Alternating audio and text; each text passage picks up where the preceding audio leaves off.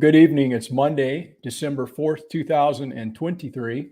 Welcome to episode 41 of Porterhouse and Teal Live. Joining me tonight is Jeff Smith, the everyday prepper. And I wanted to have Jeff on tonight to get his perspective on a host of preparedness-related topics. And since Jeff's been in the prepping space for more than 40 years, I also wanted to get his unique perspective on how prepping has evolved in that amount of time. So welcome, Jeff. Thanks for taking the time, man, and welcome to the program. Thank you, Eric, and I love that opening. Awesome, man. Thank you. Hey, I'll hit you with a little bit of an icebreaker just to kind of get things started. And I'm sure you're a man who's acquired a lot of skills and talents over the years, but if you could add any talent or skill that you don't already possess, what would that be and why?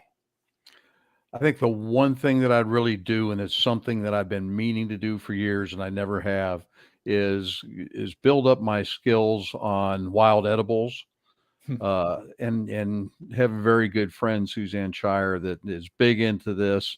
And you know, she's accessible. She's written books, and I still haven't taken the time to get that down. And it's something I really need to do. Yeah, that's a very important skill. And it's funny you say that because I actually share that same desire, and I have been building that skill over the course of the last couple of years. And and it started a couple of years ago, just wanting to have a better understanding of the things that are actually edible on my property. And for years, I always looked at a lot of those things as weeds and not edible. And I have been incorporating them into not only learning about them, but trying to, incorporate them into things that we can help to feed ourselves. And if you look behind me, you can see a row of books there. And the majority of those, with the exception of that big fat one, that's a dictionary. The rest of them are all books on edibles and herbal remedies and things like that. And so, that's a super important skill to have. But it's funny you say that because I actually share that as something that I'm not really all that skilled at, but it's something worth learning for sure. Yeah, it hurts me to think about all the things that I've been pulling up for years as weeds, and then come to find out that they're not only quite edible, many of them are very nutritious, probably more nutritious than some of the other plants in the garden. Yeah, I couldn't agree more. I mean, it's interesting when you think about how your mind changes over the course of years when you start to learn more about certain things, and your perspective changes. But I mean, there was a time where I sprayed a lot of herbicide on this property, and I've shifted on that, and it's something that I don't do now. But yeah, it makes you cringe to think about it now, doesn't it? Yeah, it kind of does. But it's an important thing to at least acknowledge and say, hey, we don't know it all, and we're willing to learn from our mistakes and move on. But yeah, that's a super good skill to have, and it's awesome. So I guess for people just meeting you, who are you in a nutshell? And as far as like your career and where you are today. Okay, well, I'm retired from the Air Force. I was a security specialist in the Air Force for my career. Then I got out, and I've been in security and law enforcement for the past 45 years. And I think that's one thing that and being in the military that sort of got me into the prepping world. You always realize the need for preparedness in the military, and not only so you can accomplish the mission, but then it sort of goes over into your off-duty time where you're worried about being ready for anything at any time. Yeah, that's I guess every person who identifies themselves as a prepper, has a defining moment for when like the light bulb goes on, and they decide, hey, I need to become a prepper. What was that event for you? Really, it has to do with the military too, and just some of the contingencies that we prepared for, and realizing when you play the game out. Although I was with the weapon systems I was working with, thank God we never had to deploy them.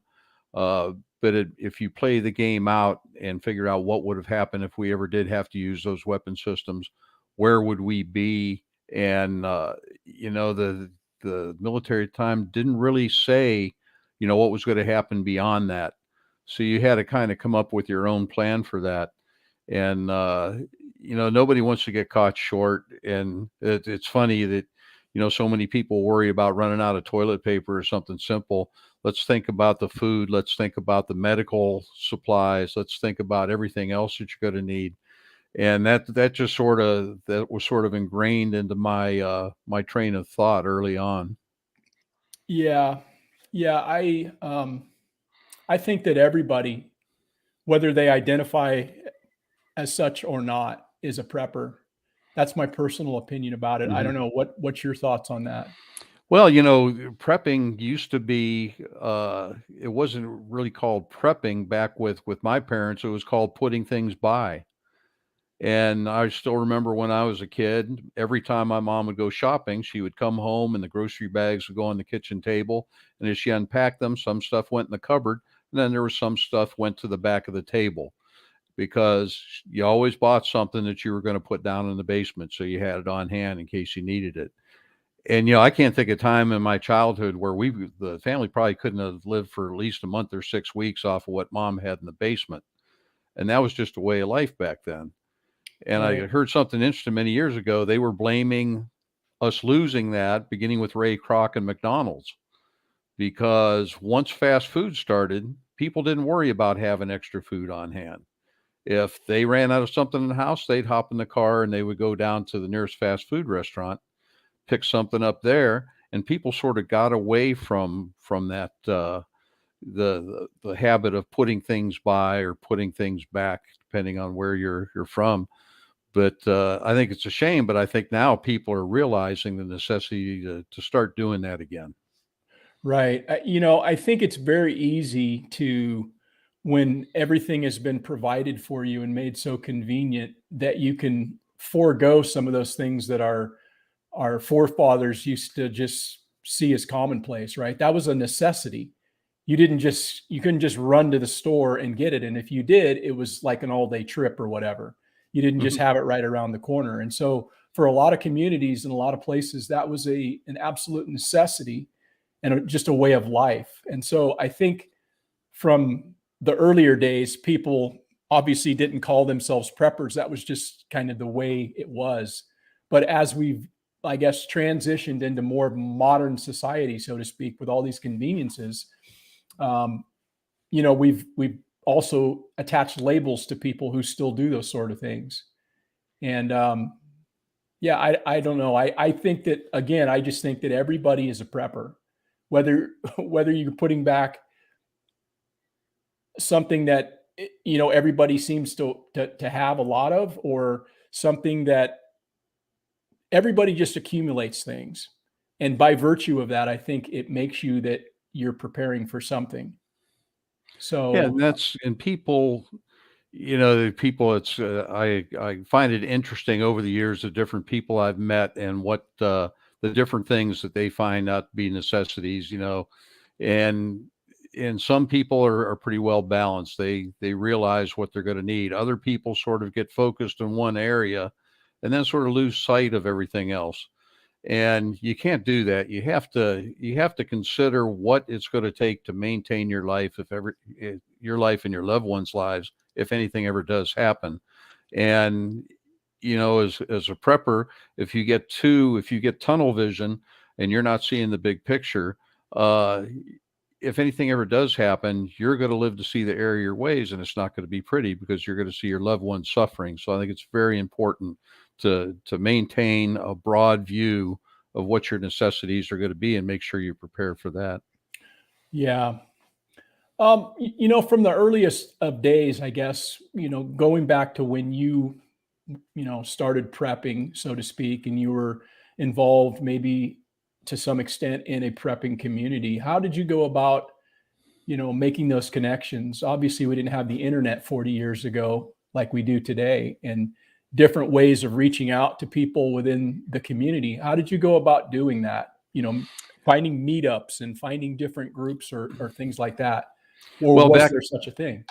back in the mid '80s when I really started becoming involved with it, there was no kind of groups or anything to speak of. Uh, Anything you heard about was usually word of mouth, or you met somebody, you had a friend that knew somebody, and they would get you connected. My first big experience was with some survivalists who engaged me to help train them and prepare them for defending their retreat. And that was back in those days. It was very different because the groups were very close knit. They didn't like outsiders. They were preparing to hunker down in one spot and basically shoot anybody that came and entered into their realm. And that's changed a good bit, and I'm very thankful for that. Because I really don't think if you put yourself in that position, you're ever going to win. Some of you may come out of it alive, but you're still not going to win if you went through that kind of ordeal to get there. Hmm. You're referring to more of kind of like a lone wolf mentality, so to speak, Yeah, the with lone wolf mentality, that group they had, that was all they were concerned about. They didn't care about anybody else, and their mindset was anybody who approaches, we need to terminate, and hmm, because we're protecting our little fortress here. right. And people now, I see a mindset developing where people are more into making sure that they teach others what they know, because if anything ever does happen, that's going to be one less or two less or 10 less people you're going to have to worry about, because those folks are going to be prepared for what happens. Yeah, I agree with that wholeheartedly. What do you think has been the reason for that the shift in thought process there in the community? I think more people coming on board. You have a more diverse group of people involved in prepping now. Uh, I think, and you will still find some with the lone wolf mentality that think they're gonna hunker down and it's them against the world. But I think more people realize that you need to have uh, mutual assistance groups. You need to have other people helping you. You need to be prepared to help them. And I've said for years, and I sort of touched on that a minute ago, but you can make it to the end, but the only way, if you're just the only one, you make it to the end, okay, you survived it. But the only way we can win is if we go across the finish line together, because if you're a lone wolf, you can only last so long. We need everybody's knowledge. We need everybody's abilities to put that together and to make a whole. Then we stand a better chance of making it through whatever we encounter, and getting to crossing the finish line together. Right. Yeah, I think just by the virtue of people that gravitate toward prepping and homesteading, I think we tend to be people who are more in line with keeping to ourselves because we feel as though we're resilient and we're self-reliant and we're able to do for ourselves. So it's a natural inclination, I believe, for us to want to say, I'm going to go it alone. And I think that's just very pervasive in this community. So what do you think we can do to try to foster, that community building or that getting away from the lone wolf mentality? I think one of the biggest things that has really helped is what you mentioned earlier, was all the prepping and homesteading and sustainable living events that they have now. You see more and more of them coming on board. I think that's fantastic, because people get to meet, they get to network, they get to form mutual assistance groups and things like that. So I think that's really helping people get out of the lone wolf mentality and realize that there are other people out there that they can depend on, who have like minds, who have some of the same knowledge and may have other knowledge to bring to the table. That's one big thing in the prepping world. Whenever you have somebody else coming in, you got to consider what they're bringing to the party. Mm-hmm. If they're not bringing anything to the party, you probably don't want them in the group. But you look at Yeah. you look at the event where we met at down in there in Kentucky. You look at the variety of people we had there. It's amazing because we'll go to events like that, and that's a ton of work. We're traveling for a half a day to a day to these events. We got a trailer full of product we're going to get out. We're putting tents up, canopies up, getting the product out. It's physically exhausting, but it's so mentally refreshing to be around groups of people, like-minded people, and people you can learn from, and people who want to know what you know. And I mean, those events are just great. Yeah, I couldn't agree more, quite honestly. And that's what I've gathered and been able to be a beneficiary of by going to these types of events, is just the connections that you make with people. And I've said this, many times before, that it's fine to have relationships online. It's fine to have relationships over the phone or whatever, but it just takes it to another level when you can actually physically meet people and see them in the flesh and make those sort of connections. And then you realize that you're not the only one who feels this way. You realize that there's other people out there who have, like you said, similar interests and are of like mind. And so I think you hit the nail on the head as far as being able to break down some of those barriers. But people just need to stop hiding and being so insulated from everything, and realize that there's more of us than there is of them. And the only way we're going to get through all of the troubles that probably are coming in the future is with each other's help. So I think that's very key.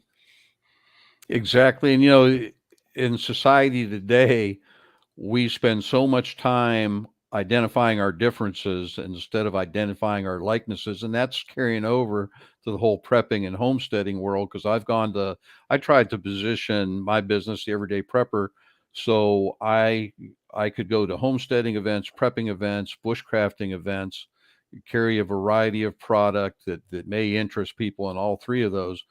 But when I go to a homesteading event and they see my business name, the Everyday Prepper, I've had people come up and say, "What are you doing here?" And that's great. It doesn't bother me a bit because that gives me an opportunity to engage them and say, "Well, so I take it you're a homesteader." "Oh yeah, that's homesteading's, what we do. We don't want anything to do with prepping."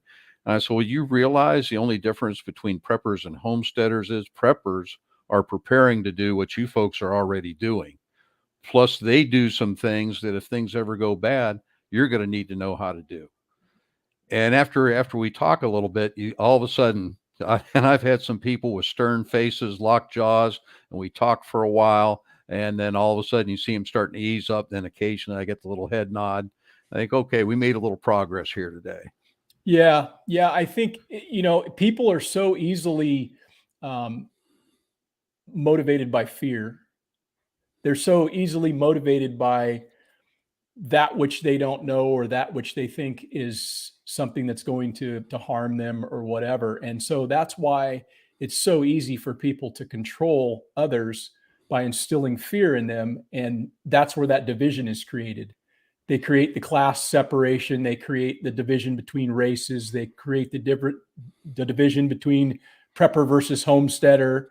When we're all in this together, quite honestly. But it's amazing how we want to either create problems for ourselves by aligning with certain groups or what have you, that put us farther apart from each other, rather than just realizing we have more in common, and we could work together if we could just like sit down across from one another and have a conversation. Oh, definitely. And that there again, I think that's where these events we have help out because people have the opportunity to sit down and talk and get to know each other and figure out what we're all about. Yeah. And I think that's incredible. I did an event several years ago down in Florida, and after one of the classes I presented, I had a young man come up to me and he said he identified himself as a reporter, freelance reporter for the Tampa Bay newspaper. And he said, "Do you mind if I ask you a few questions?" And I was very blunt with him, and I used some language I'm not particularly proud of, but it got the message across. And I asked if he was going to treat us fairly or not. I said, because so many times the media will come out to a prepping event. And this was a prepping and homesteading event, and they're going to go negative right away. Mhm. And he looked at me and he backed up and he said, "No, sir, I promise you." He said, "I'm getting into prepping too. That's why I want to do this article." And he did a very fair article, true article. And, he even said, "I don't know how people could ever say that prepping groups are racist." He said, "Because I see every race here." He said, "There, every race is represented here, as far as I could tell, and age groups, you name it. There, there's such a big, broad spectrum of the people you find involved in this." But then you have some segments of the news media are going to try to portray us as wackos, racist, whatever, and it's just ridiculous. Yeah, no, it's completely absurd. It's just a way for them to get whatever it is across that they want to get across, which again is sowing more division, sowing more chaos Yeah, trying to amongst the. keep people away from us, and Yeah, because they yeah. don't I want mean, people to get interested in it. right. I mean, it really boils down to it's just as I said earlier, there's only a few of them, and Hmm. there's the vast majority is us. And even though we might differ politically, like on everything, Hmm. there's still more that we have in common than we do with the people we're supposedly aligning with that are running things. And that's the sad reality that people can't seem to get beyond. They just divide themselves into camps based on, some political ideology. And it's what they actually want us to do. And so, um, yeah, it's good to get groups together and have conversations. And that way we can find out what we have more in common rather than looking at our differences, because there's always going to be differences. That's what makes, everybody unique and great, right? Oh, definitely. And another thing that I see in both the prepping and the homesteading worlds is people are seeing through the smoke screen. You get the people in our worlds, and they see what the truth is. They know what's going on. I think that's why you're seeing so many homeschool kids in amongst homesteaders and preppers, Hmm. which 20 years ago I would have thought, well, you homeschooling, you're nuts for doing that. But now I think it's incredible because I've got to meet so many homeschool kids. When I have a young person 8 years old comes up and engages me in conversation about my product, about my class, and next thing I know, I'm having a conversation, an adult conversation with an 8-year old, and I would, if I was blindfolded and couldn't hear their voice, I would think they were 40, Yeah. because these kids are just getting raised right from the ground up. Yeah. Yeah. Yeah. It's amazing how our perspective on things changes over time, but that's a sign of a person who's not unwilling to learn. I've learned so much in just a recent amount of time. And I know that those that are willing to do that are people that are willing to admit that they're not perfect, that they don't know everything, that there's a lot to learn in life. And so it's amazing how your perspective changes on certain things. And I'm right there with you, Jeff. Well, and Yeah. it's with the whole medicinal herbs and tinctures and everything else that my wife is now into. I would have thought that was craziness years ago.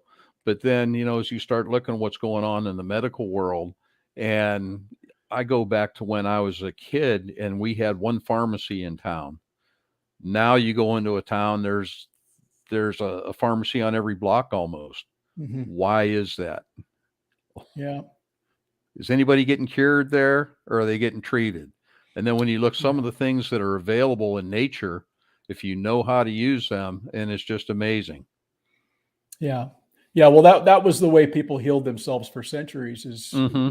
medicinal plants. And, there was an organized effort to make that not a thing when petrochemicals became something that was profitable. And there's a whole thing called the Flexner Report. You can look that up, but Yep. it ties right back to John D. Rockefeller and his involvement in basically aligning with Congress or getting Congress to pass laws that made certain things illegal in colleges and schools, medical schools, and that was the rise of pharmaceuticals in this country.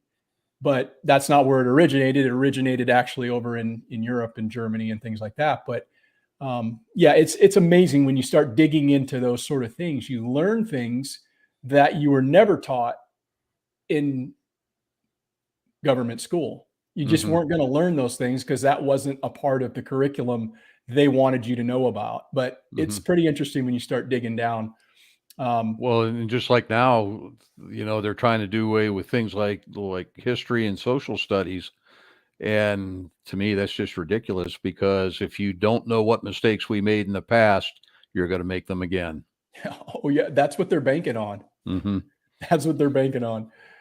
But hey, let me ask you this question. Let me switch gears on that. And say I'm a young guy. I just came to Hmm. you. I came to Jeff, and I said, "Hey, man, I've been watching a lot of YouTube videos.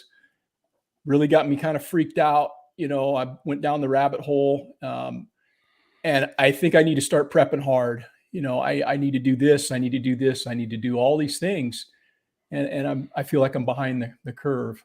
What would you tell me?" Well, run into a lot of people like that, especially here within the last several years. We've got a whole new crop of people interested in prepping coming in.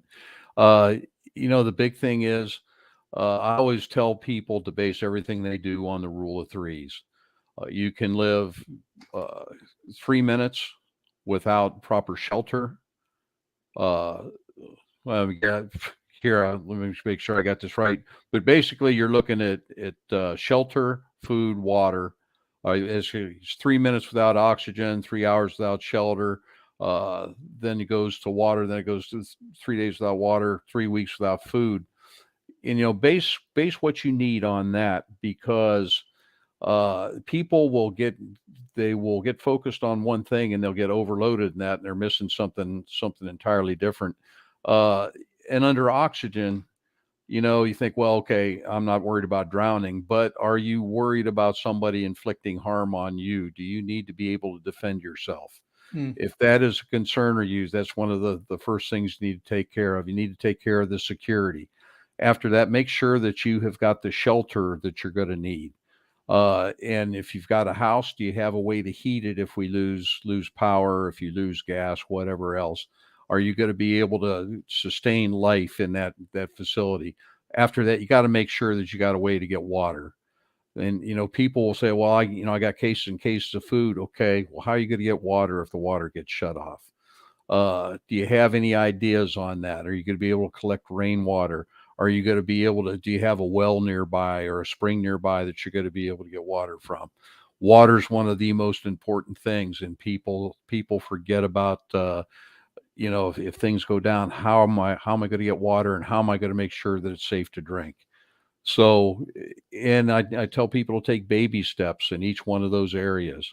You don't need to go hog wild in one area. Just start slowly, like mom used to do, going to the store. Just start building it up. Things will build up over time and you'll be in good shape.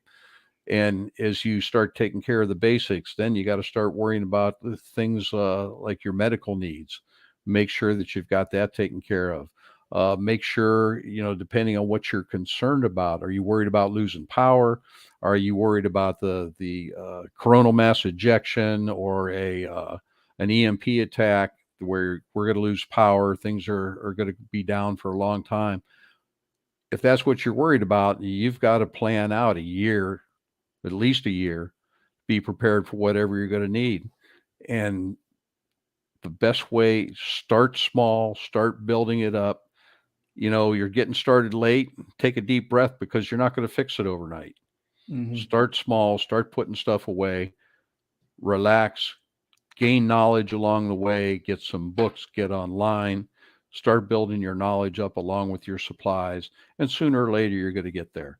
You're not going to get Right. there tomorrow or next week, but a couple of years down the road, you'll be in good shape. Yeah, I think that's really good advice. And as I say on this channel a lot is go out and try to be better tomorrow than you were today. So it's just those incremental baby steps, like you said, determining what that essential need is for you, and focus on that, and then start building from there. And Because that's where I came up with the name for my business, the Everyday Prepper. Every day, do a little bit, and you'll get there. yeah, yeah, that's very true. Because it's very easy. when you go into the prepping world, to start what ifing everything, because you can prepare for everything, but you're never going to be 100% prepared. Hmm. You're just not. You could have a certain thing, but what happens if that thing goes bad? You can always what if it. What happens if there's a fire? What happens if this? You can always what if everything in the prepping community, and it's very easy to get overwhelmed. So I think Hmm. that's very sage advice as far as just taking it step by step and not getting overwhelmed. Um, but it's just easy to do that. And I wanted to get your take, if you don't mind, on what's your thoughts on some of the content that's out there that's very fear based. Because we've got content out there that's telling you that this is going to happen in 72 hours. There's going to be World War III. There's going to be, this is going to happen. You need to stock. You need to go buy this now. There's a lot of those types of messages that's being promoted on the internet.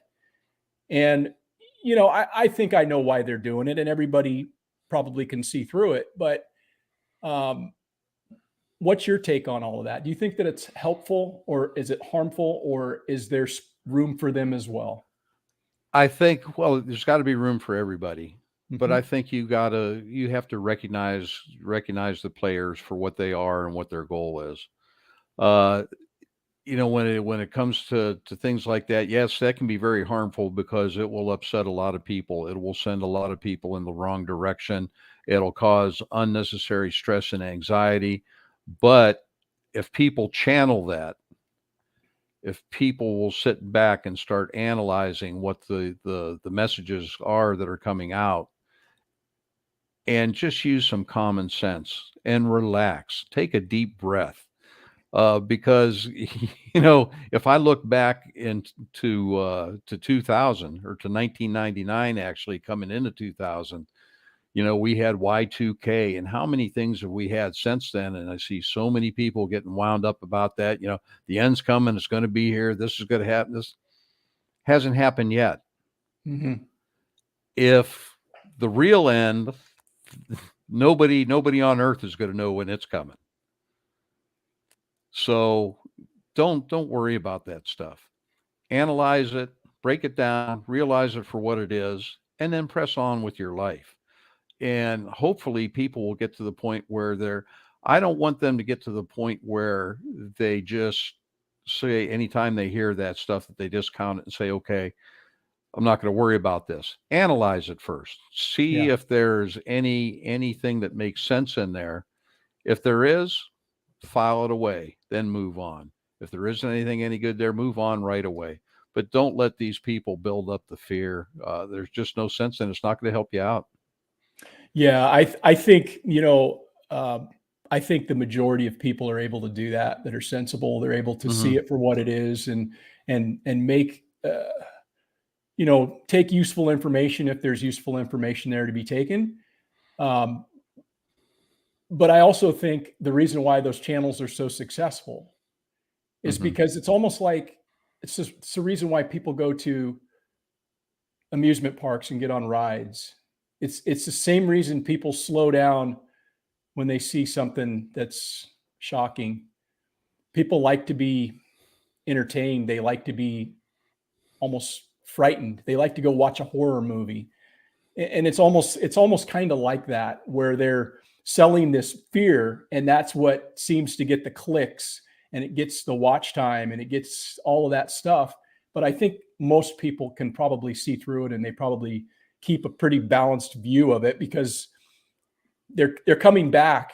But that this was the same thing they were saying like 2 years ago, and it's the same message for the last 2 years. So I think most Hmm. people get it, but at the same time, I think there are those people who might be able to be influenced in, like you said, a negative way, where it causes them anxiety and stress and all of those sort of things. But I don't know if that the problem is really that particular creator.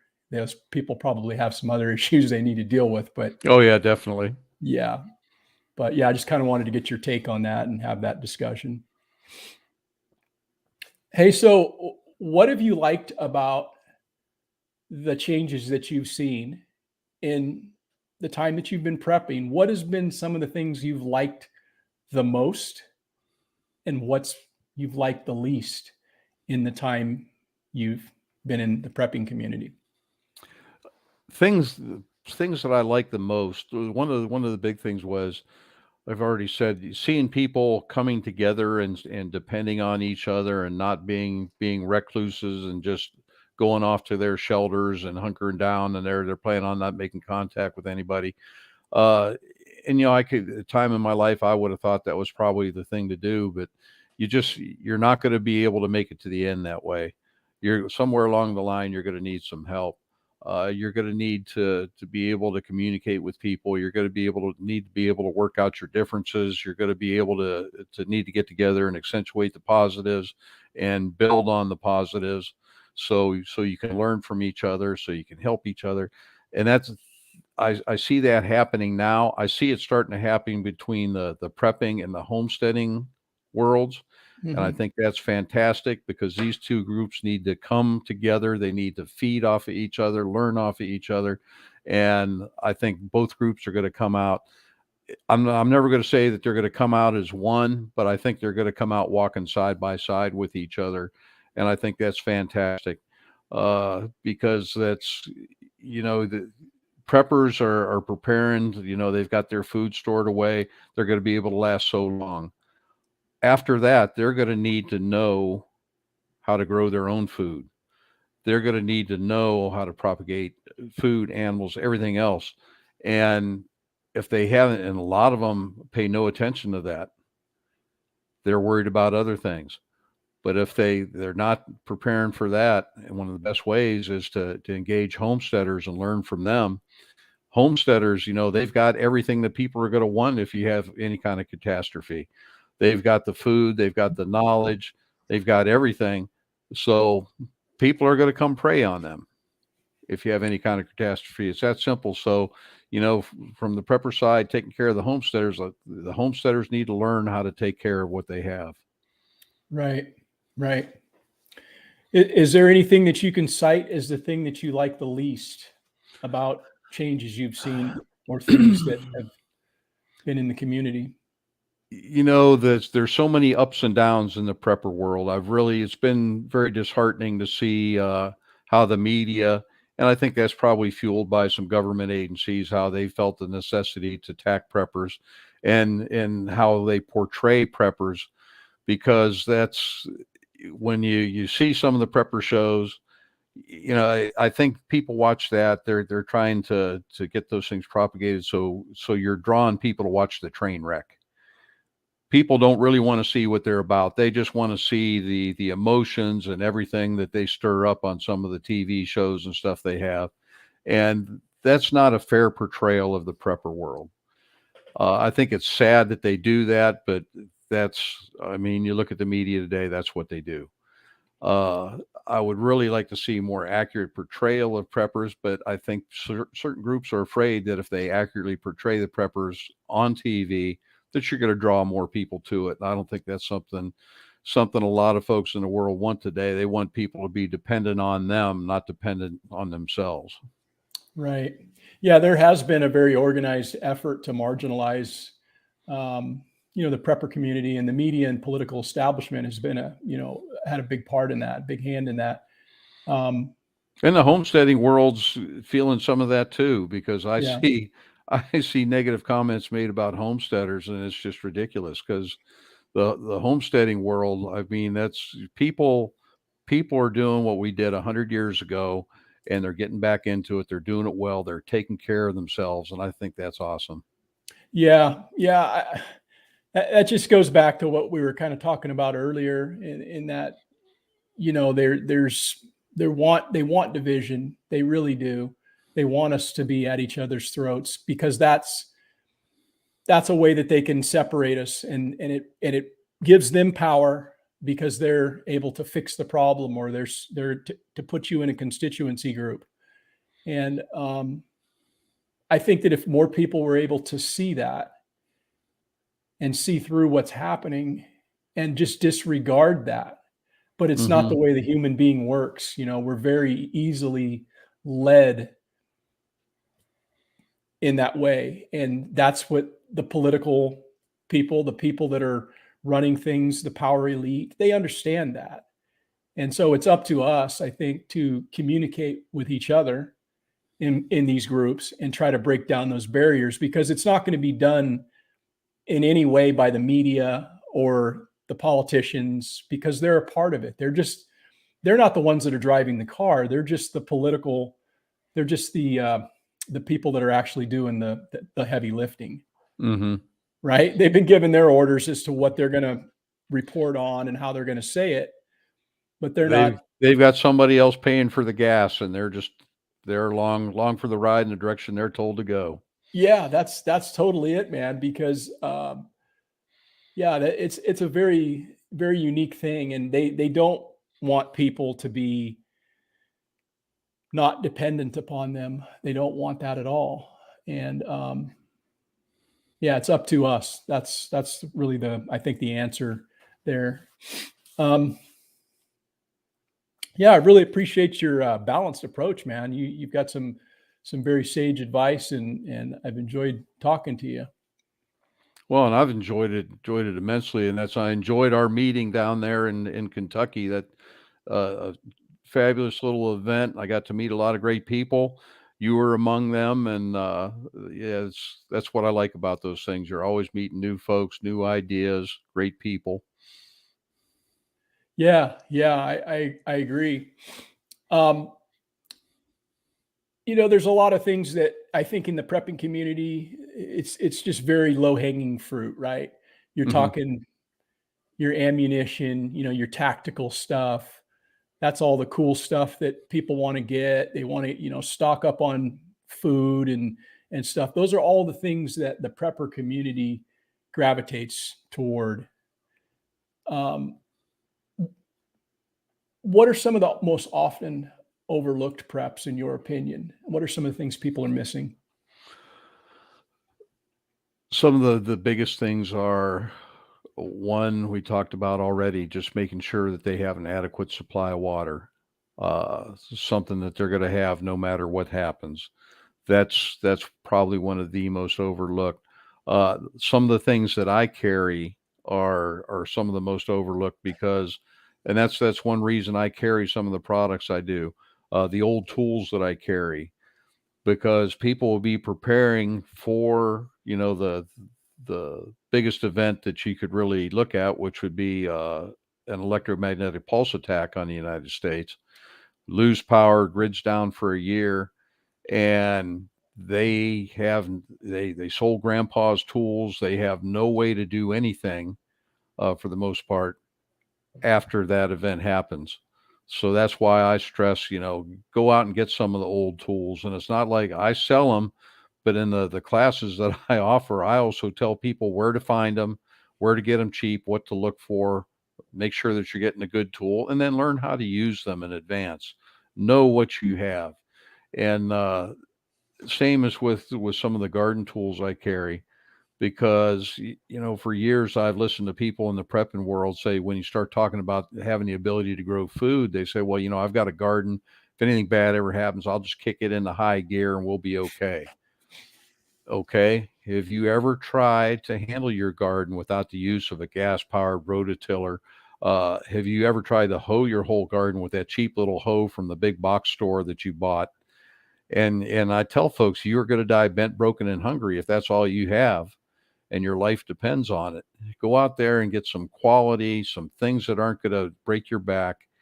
They're going to get out there and make the job, make it quick and easy. May not be real easy, easier than it would be with a piece of junk in your hands. But people need to think those things out. And it kills me too. You see what they have for seeds, and they think, well, I got a lot of seeds here. And when you look at it and think, okay, with the space you have to expand your garden, you have enough to plant a sixth of that. How are you going to live off of that? What are you going to do the following year? Do you know how to save your seeds? And this is stuff, in the homesteading world, people are dealing with every day. But in the prepping world, they think about it a little bit. Well, we got some seeds stored. Okay. How much are you going to get, how much produce are you going to get out of the seeds you have on hand? People will say they're ready to can, that's okay. We can can what we got and we'll be okay. Really? How many canning jars you got? Oh, we probably got 5 or 6 dozen. Mhm. Okay. So you're going to have one canning jar for what? Every 4 or 5 days a week. You need to Yeah. plan that out and think about that. If you're planning on canning enough food to get you through the year, you better have 1,000 jars, and you better have Yeah. the ability to put that much up. So there's all these little things that it just comes to mind that people are totally overlooking this stuff. They're not playing it out far enough to consider what they need. Right. Yeah. I think along with that, with what you just said there, it's very important to have all those things and stuff, but it's even more important to know how to use them. Yeah. How do you actually do that? And so it's very important to be building those skills now while you have the time to build those skills and learn how to grow your food. It's not just knowing how to grow your food. You have to grow your soil. Yeah. So let's say you actually get to a point where you're going to have to start implementing your seed pull from your seed vault, and you do have the tools to work the soil. Well, if the soil hasn't been worked and the soil is not alive, it doesn't really matter how well you think you're going to grow those things. They're not going to only grow as good as what the soil is. and Hmm. so, and so all of those things are very vital to a person like having success when they go to implementing these things. And you can take that through all of the different things that we do, whether it be medical or everything.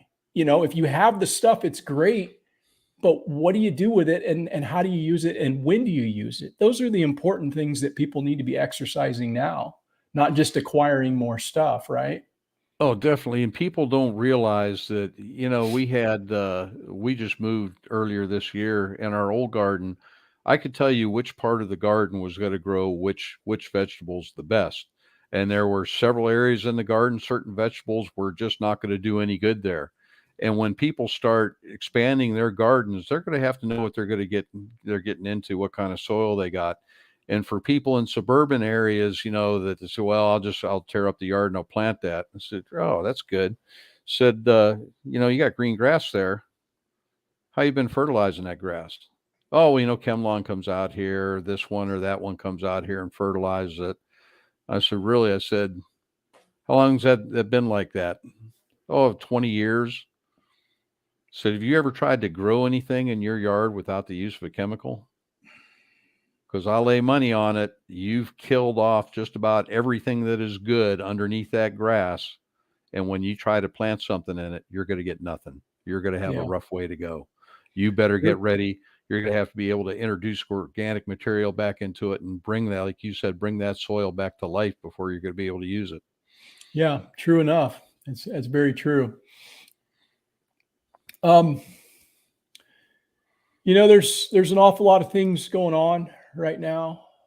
I think you would acknowledge that, and I think most people who are paying any kind of attention to anything would acknowledge that there's a lot of things going on locally and abroad, and a lot of them are very concerning. I know I see a lot of things that don't make me necessarily warm and fuzzy about how things are trending toward the future. Um, That's a very nice way of putting it, Eric. I was just trying to get there. What's the one thing that has you the most concerned? Obviously, because again, you've been prepping for 40 years. You've seen Y2K. You've seen this. You've seen certain administrations come in where this is going to happen and that's going to happen, and all these things. What's the one thing right now, worldwide, or that gives you the greatest of concern? There are so many things that I think are very obvious, and they're putting them out there. And I think it's sort of like, follow the bouncing ball. They're bringing stuff out there to get a lot of people concerned. And I think there are things going on behind the scenes that we really need to be concerned about, which is another reason why I think preppers and homesteaders need to come together. Look what they are trying to do to our food in the United States, well, in the world for that matter. Why do we have different countries and certain individuals trying to buy up so much of our farmland, Hmm. especially when some of these individuals got some very ideas about where we should be getting our meat? Uh, you know, Sorry, I'm not going to eat any lab grown meat. That's we've got cattle walking around. They're probably 100 yards away from me right now. That's what I'm going to eat. I am not gonna, I'm tired of them messing with our food. I'm not gonna play that game. But I think they are walking us into a real catastrophe there, and people don't even realize it. Hmm. Which is why, prepping's fine. You've got so much food stored up, but with the direction we are heading with the food in the United States, I think that could be upon us before we even realize it. I never thought it would get as close as it is right now. Hmm. Uh, there's and people are still. I mean, there's the threats of the electromagnetic pulse attacks. We are overdue for a significant coronal mass ejection event. Uh, there are a lot of things you have to be concerned with, but it, all those I always weigh probability versus impact. Coronal mass ejection probability not so good. Impact is huge. I think we need to look at the things that are a little more probable. And there are some things that are just terrifying, but how probable is it that they're going to happen? Right. Whereas when you look at all the stuff that's going on behind the scenes, that they're guiding us down the road to doomsday, where we don't have food on the regular food, naturally grown food on the supermarket shelves, and you're eating some of the garbage that they're putting out now, and that terrifies me. Uh, and you look at go to the grocery store sometime and look at people's shopping carts and see what they're getting. They're Hmm. they're falling into the trap right now with some of the things they're getting. Uh, and I think that's going to be a significant thing for us to worry about in the not so distant future. And I don't think majority of people see that coming. Yeah. Yeah. So you think food supply is something that is going to be How the better to control people. right? And Yeah. it goes back to you remember the movie Soilent Green? I don't. Look it up, watch it. Had Charlton Heston in it. It came out in the late 70s, I believe, or maybe the Okay. late 60s, early 70s. And I got that here a year or two ago and started having some family members watch that because Soylent Green in it. Soylent Green was placed in 2022. That's when it was supposed to occur, and everything was super advanced. People were living in cities. They're crowded. They're poor. Couldn't get the government supplied the food, and they had, I think, Soylent Red, Soylent this, and then the newest one was Soylent Green. You could go and get your Soylent Green, and it was this great product. Well, Charlton Heston goes looking for it, and I'm not going to ruin the movie for you, but it shows. Back when it came out, I remember I watched it. I was a young man. I thought, this is ridiculous. This could never happen. That's Charlton Heston is a cop, but he goes out to the scene of a murder, and it was a rich guy, and he had beef in the freezer, and he snatched the beef up and took it home with him. Said he confiscated it because they hadn't seen beef in years. And back then I was thinking, man, this is so ridiculous. How could people ever come up with this? And it was funny because right after I had my wife watch the movie, we went to Walmart, and there's this new drink product by a company called Soylent. Hmm. And that Yeah. was in 2022. Yeah. You asked the question, how could people fall for that? Well, the answer to that is pretty easy because there's a lot of stupid people. Hmm. There's just a lot of stupid people in the world. I mean, there just is. People are very easily led. They're very gullible. They don't question things. And that's And the answer to the they're question. glued to the television set. Yeah, I mean, it's easy to manipulate people who aren't willing to think for themselves or think outside of the box. They're just going to go with what they've been told. So that's the answer to that question. But I see it a little bit differently, I suppose, because Not to say that the food industry isn't a huge way that they can control people, and they're intent on doing that. But I don't think that that's going to be something that's going to cause rapid enough large scale change. I think the thing that they have working to their advantage is the restructuring of the monetary system. Oh, definitely. Because when our budget is out of control and that whole thing decides to burst, whenever that may be, I don't know. It may not be even in my lifetime, but make no mistakes about it, the monetary system will be restructured because there's no intent on fixing the problem. The problem is just getting worse, and it's being passed on to the consumer, you and I, who are paying this hidden tax in the form of inflation. Mm-hmm.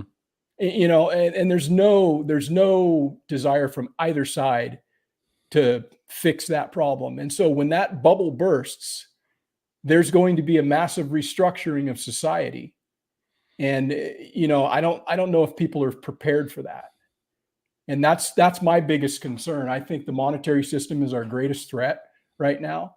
And that's just my personal feeling. I'm just a dude. I don't know nothing about anything. There. Yeah.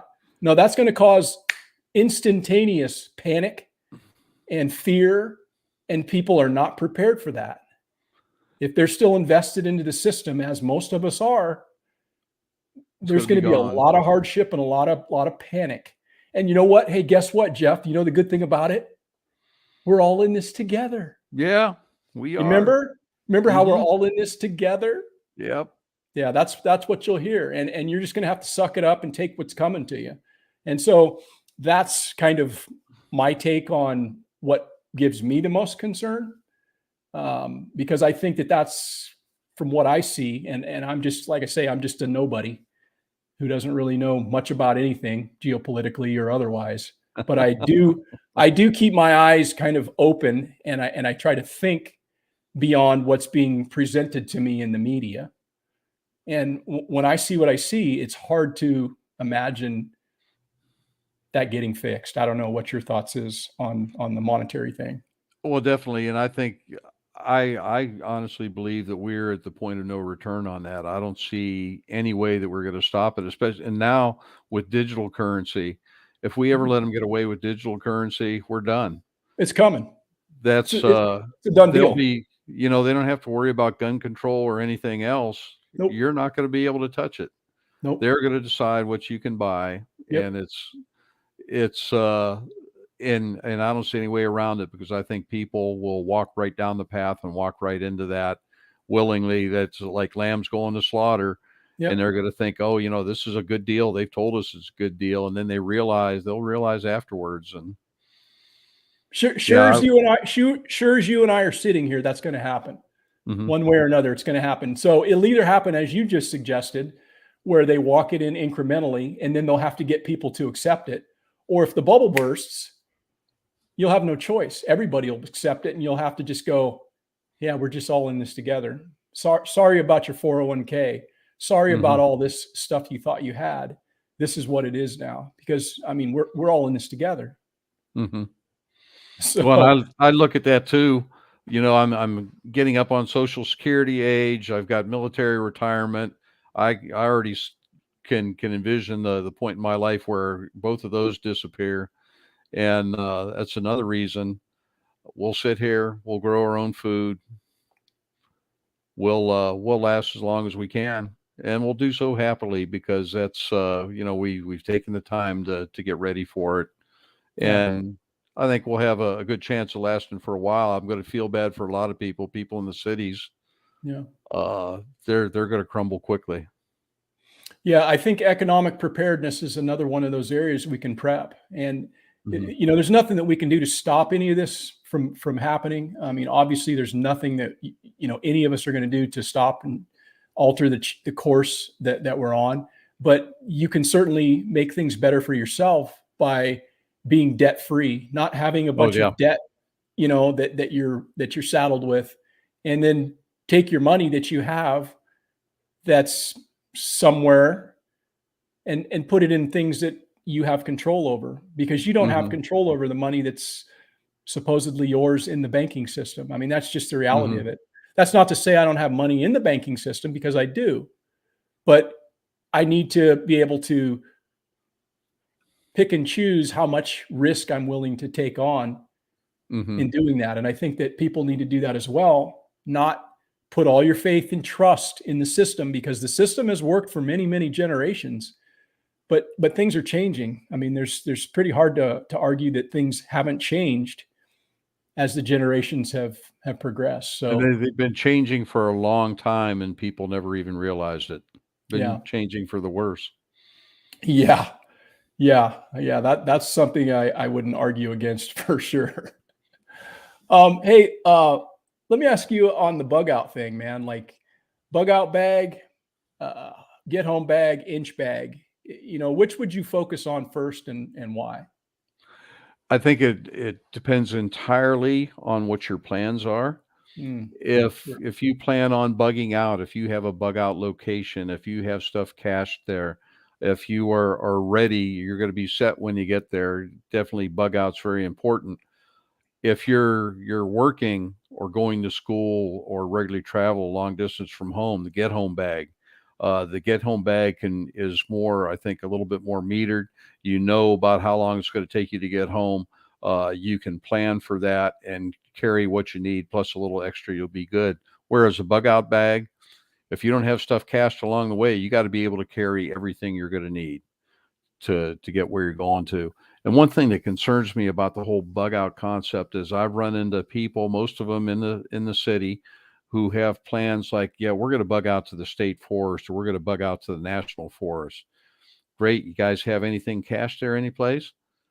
Oh no, we're going to live off the land. Mm, Oh man, I don't know if that's going to work, folks. mm, And you think you're going to be the only ones out there? Because I know dozens and dozens and dozens of people from the city who are saying that's where they're going to go. Are you going to meet up and get together and try to help each other out? Or are you going to just try to get there and be? I've got issues with that. If you're going to bug out, you better have some place set up, ready to go, that you know you're going to be good to go once you get there.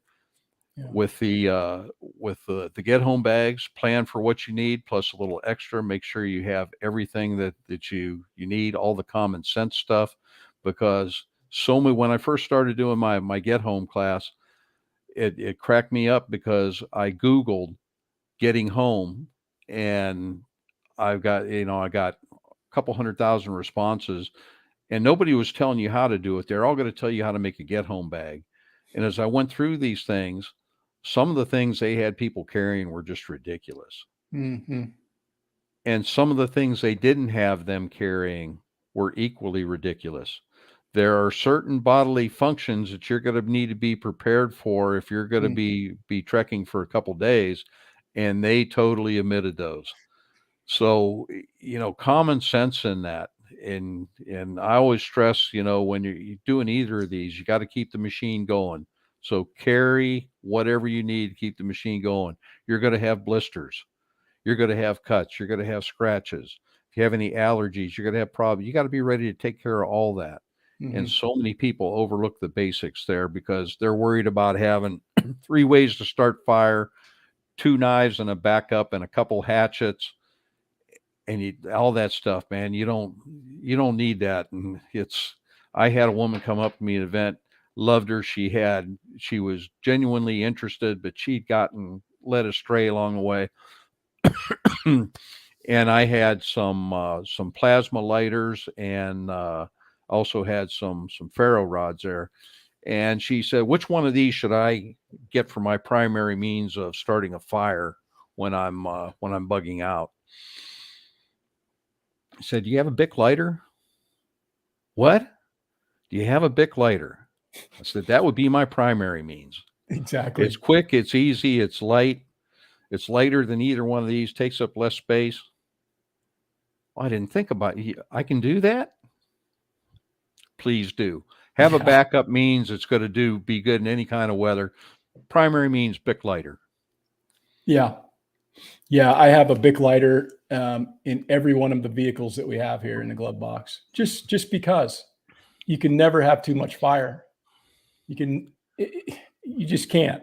Hmm. And Yeah. That's, that's one of the things you're going to need. So, Yeah, I actually don't have a bug out bag per se. I have a bug out vehicle. Um, Nice. yeah, a bug out motorhome. So, if something happens where the motorhome, happens to it, I mean, I don't have a secondary to that. I don't have like, well, if this happens, I'm going to do this. Yeah, we'll make do. I'll figure it out on the fly, but I don't have contingencies to every contingency that I have, and that's what I was talking about earlier, where it's very easy to go down that rabbit hole of, Mhm. well, what if? I mean, you have to look at the probabilities of it. Most people don't even have a bug out idea. What I actually have, Jeff, is I have an inch bag, and my Mhm. inch bag is in my closet, and Rebecca has an inch bag as well. And what we've done is we've set everything up so that if for some reason, now this is the fireman coming out in me, Mhm. because I was a fireman for 30 years, and I know what it's like when you have a fire, when you're disoriented and you have not very much time to get your shit together. Mhm. So all my shit that I want to get out of here is in this bedroom. Mhm. All of our photo albums There you are go. in our closets, the things that can't be replaced. So if that happens, we're grabbing our firearms, we're grabbing all of our keys, which are all hanging up right over here, all 5 sets of them, Mhm. and we're running to our inch bags, and we're going to the safe and we're grabbing shit out of there if in fact we have time to do so. But we're first grabbing all of our stuff that we want to get out of this house and pitching it out of the house and going out the window, and then this Mhm. house can burn down. If I only had a minute to get out of here, that's what I would do. And that's what I have as an inch bag in case I'm never coming home. For those that don't know, that's the acronym, in case you're never Mhm. coming home. And so that I will go from there to my bug out vehicle. But see, a lot of people that are not in preppers or haven't even thought beyond checking their smoke detectors, Mhm. right? You've got shit in your house that you probably haven't even checked, but yet you're a prepper. When was the last Mhm. time you checked your smoke alarm? So again, these are things that I think preppers think this way, and there's that organized effort to marginalize people who think this way. Oh, you're a doomsday prepper. What's wrong with you? Must be something wrong. Oh no, I'm not one of those. And it's just this interesting thing that if we think for ourselves and we're willing to do for ourselves because we know nobody's coming. I worked for the fire department, like I said, for a long time. You know how long it's going to take them to get here to do a goddamn thing? Yeah. Oh yeah. It's going to take them a long time. Same with the cops. It's great to call 911, which we have the ability to do all of those things in this house, but don't think that we're not prepared in other ways, right? Well, and that's in our situation. We live up in the northwest portion of our county. County sort of square, a little bit oblong north to south, but that's we go out to the end of our driveway and cross the street. We're in the next county north of us. So being that far out, I love our local sheriff's department to death. A great bunch of people. Got nothing but confidence in them. But if I were to call in tonight and say somebody's breaking in, says they're going to kill me, they are not going to get here in time. It's not physically possible for them to get here in time. Mm-hmm. So, and I think that's part of preparedness too. You got to be prepared to take care of yourself. Yeah. And that's nobody in the law enforcement world, as long as you do it right, is going to be concerned with about you doing that. Just so long as you're following the law, you do it right. But you got to be prepared for that because, and I was in security and law enforcement for many years, and still in the corporate security world. They don't get there in time to save you most of the time. They get there in time to take a report. I don't want to be a report. I want to be here in one shape, be alive when they get here. And the same with our fire department. Our fire department is probably about 4 miles away, but it's volunteer. Mm-hmm. So you're looking at 5-10 minutes to even get people there to start rolling this way. Best case scenario. Yeah. Yeah,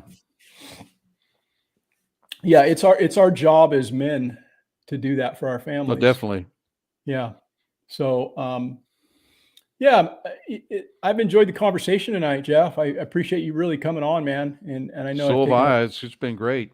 yeah, I've taken up a good bit of your time. I don't want to take up too much more. But Been I my really do. pleasure, Eric. Yeah, I really do think it's important to have these types of conversations, you know, um, Hmm. for one, just to cross pollinate Definitely. ideas between the communities and try to foster a better understanding of what it means to be a prepper or what it means to be a homesteader. I think it's a really valuable thing to do. So I appreciate you coming on. I have included your link to your website in the description of this I saw it. It's broadcast. fantastic. Yeah, and do you have any other ways that folks can reach you, or are you going to be making any appearances anywhere or anything? Well, we've got some variety shows coming up. I'll be back down in Kentucky the end of March at Mm, Kentucky Sustainable Living. Then yep. the end of April, I'm going to be at a great event over in Indiana called the Patriot Homesteaders Conference. And first one last year. This is the second one. I know it's going to grow.